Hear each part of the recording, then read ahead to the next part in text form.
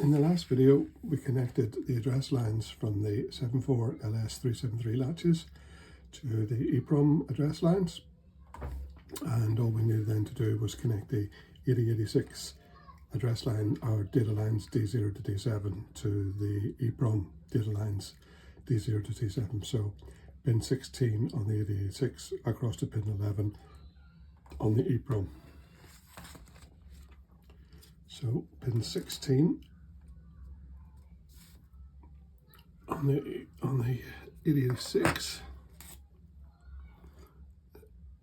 is just in there.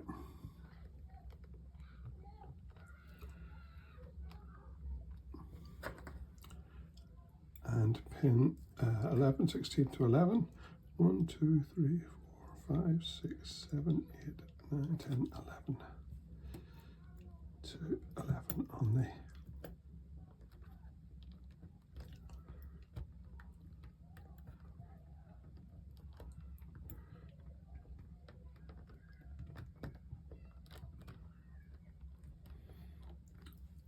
and the next one is 15 to 12.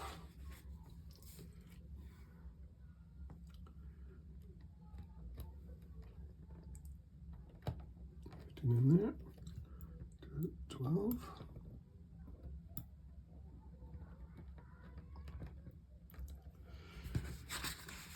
Next one is 14 to 13.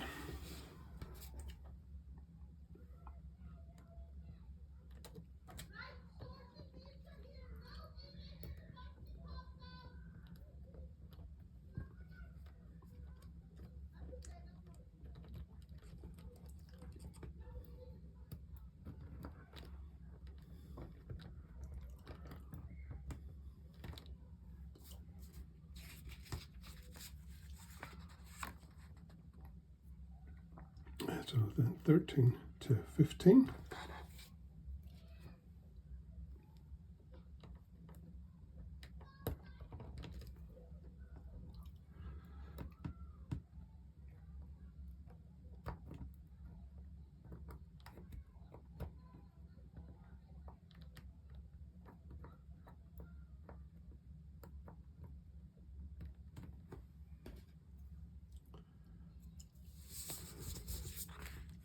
To 16.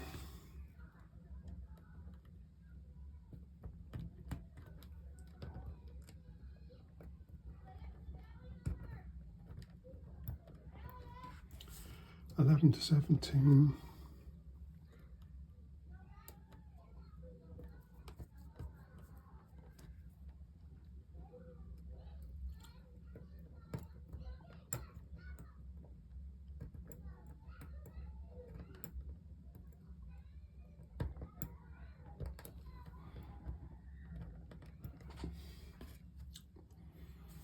(10 to 18).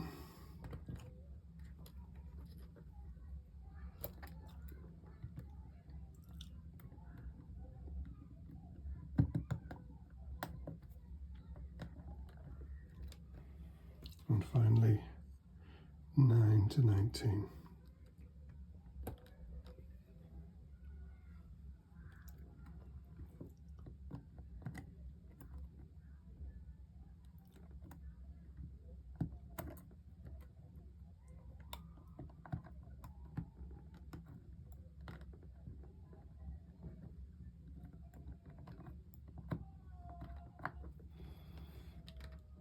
Okay.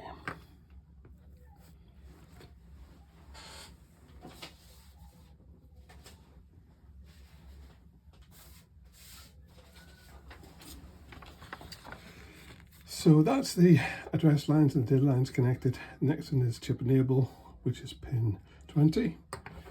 So in the next video, we're going to look at how to connect that chip enable. Having connected the address and data lines, I just wanted to provide an explanation on binary and 16 address and 20 address lines. My apologies if you're very familiar with this, and please feel free to just skip ahead, but I have to begin somewhere. Here I have a counter, and I'm going to start from 0 and progress to 15. And here we've got the binary equivalent and the hex equivalent. So here we start at 0, and then we progress to 1 through to 2. And as we get to 8, well, as you'll see, this most significant part will go then to 1 and the rest will go to 0. And then as we approach 10, the equivalent in hex is A, and we go through all the way to 15 when the hex equivalent is actually F. As mentioned, we move in 2s. So we have 2, then 4, then 8. And that's why you hear things referred to as 16K or 64K or 256K, etc., because these are operators of 2.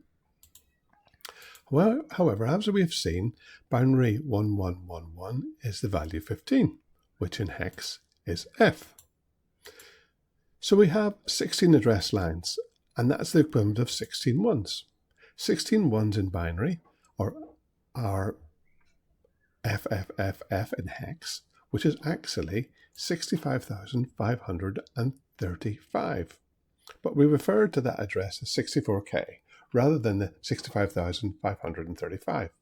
So 16 address lines are referred to as addressing 64K rather than the 65535, as it's just easier to say 64K, even though in reality it's slightly larger. Now internally, the 8086 operates, if we can lift the top off the chip, and it's using things called registers, and these are all 16-bit. So in reality, the 8086 uses 16-bit registers to work with internally. And as we know, that's 64K. So the 8086 actually uses blocks of 64K internally. But on the 8086, it actually has 20 address lines. This is 20 ones, which in hex is 5 Fs, which is 1,048,575, or more commonly referred to as 1 megabyte. And that was the great thing about the 8086. It uses 20 address lines, so it can actually address 1 megabyte. However, it does this 1 megabyte addressing by dividing it into 64K chunks. So the 16 address lines provide the 64K part, and then the top 4 address lines, A16 to A19, allow it to provide the full 1 megabyte addressing. But it kind of cheats by managing it in 64K blocks.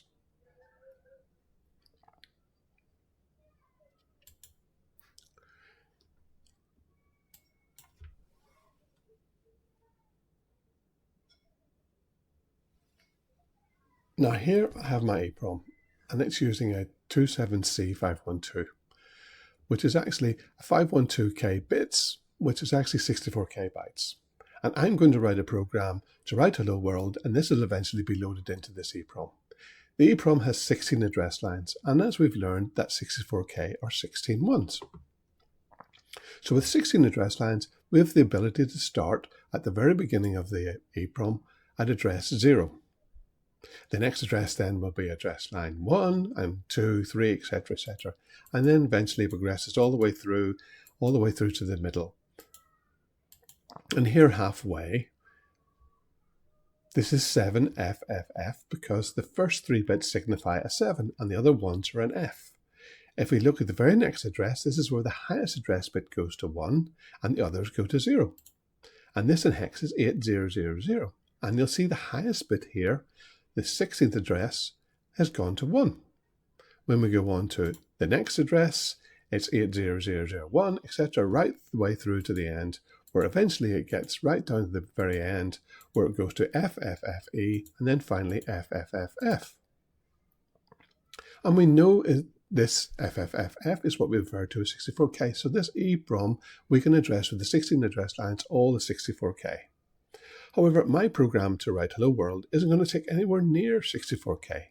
It will even take 1K. So it's a bit of a waste to use all these addresses.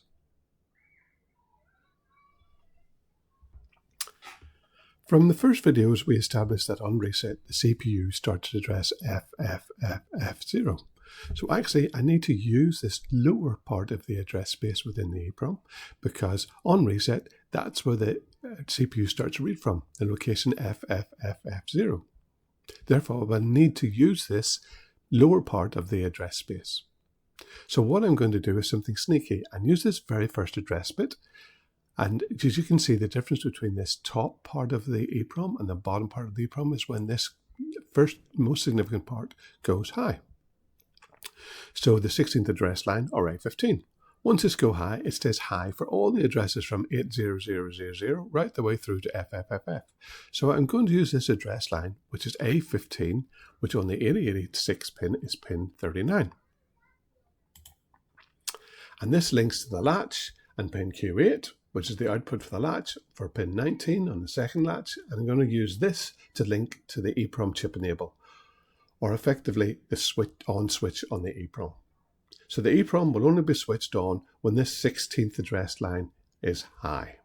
What does that mean? It means the EPROM will only ever come alive when that address bit is set. So the EPROM only works when this bit is set. Now this bit is set for addresses 800 all the way through to FFFF. So yes, I'm only going to be able to use half of this EPROM, and that's a bit of a waste.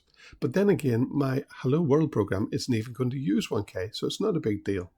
So now I'll have to go back to the breadboard and connect up the chip enable pin as shown. The last part is to connect the chip enable to the EPROM. This is connected to the 16th address line and sets the EPROM to be active only when this is high, and therefore allows the EPROM to be addressed in the 8000 to FFFF address range. The EPROM chip enable is on pin 20, and the 16th address line is connected to the second latch Q8 output on pin 19. So we connect pin 19 to 20 on the EPROM. However, when A15, which is the 16th address line, as we number the addresses A0 to A15, goes high, the chip enable input is actually active low. So we need to set the chip enable to go low, not high. If I go back to the datasheet, you'll see that the chip enable has got a bar above it, and that bar means it's active low, as compared to no bar where it would normally be active high. So we need to invert this. And to do that, what we need is some sort of inverter. So when the A15 address goes high, we can then use some sort of inverter which will convert it to go low, which then connects to the chip enable pin. We can use a NAND gate to do this. And here is the truth table for a NAND. And when both inputs are 0, the output is 1. So if we connected both inputs of the NAND gate, then when 0, the output is 1, and when the input is 1, the output is 0. So the NAND will invert the signal. Here I have a data sheet for the 74LS00, and I'm going to connect to pin 1 and then output on pin 3. And if I connect pins 1 and 2 together, then we can use the pin 3 as the output, and that will invert the signal.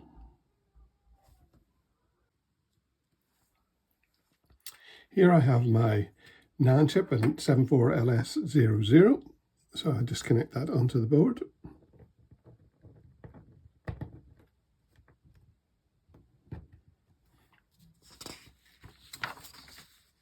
Here I have the datasheet, and you can see that pin 14 is plus 5 volts and ground is 7. So I'll connect the ground.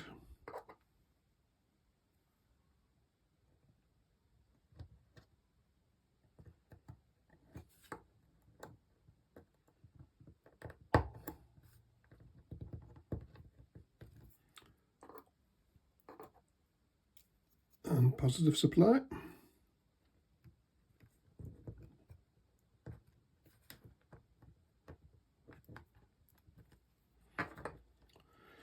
And then I need to connect pin 19 to pin 1. So that's the 16th address, or A15. Connect pins 1 and 2 together. And then the output on pin 3 to pin 20 on the EPROM.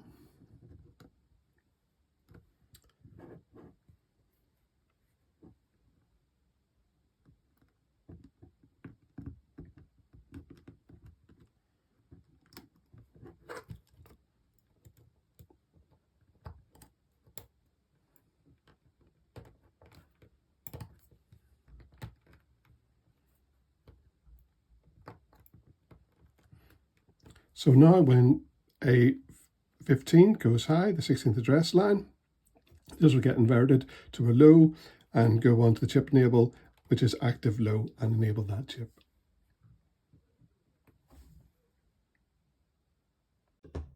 What I have is a small animation of the 8086, the latch, and the EPROM. As we know, the 8086 uses the same pins for address and data. So you will see that the address pins will be set first and then the data. So if we reset it and we start with address FFFF0, the pins are set to the address. FFF0 is set then onto the latch.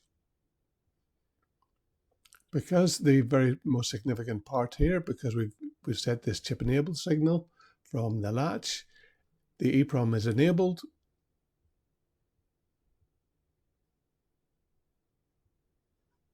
The 8086 now switches to the data bus, and the data is brought across from the EPROM that's read at that address. In this case, we're just using a sample 8D80.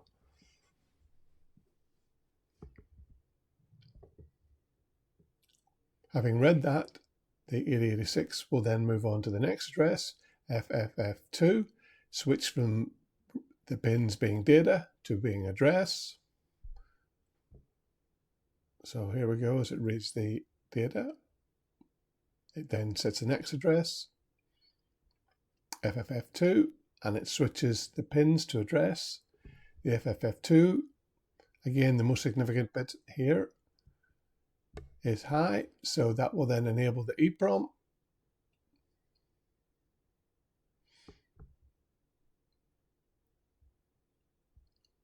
The address is FFFF2, and the EPROM respond with the actual data at that address. The 8086 now switches from address to data, and the data comes across that it's reading at that address. In this case, I've just set in a sample of OEDF. So it's just reading the data that's on that EPROM at that address, FFF2.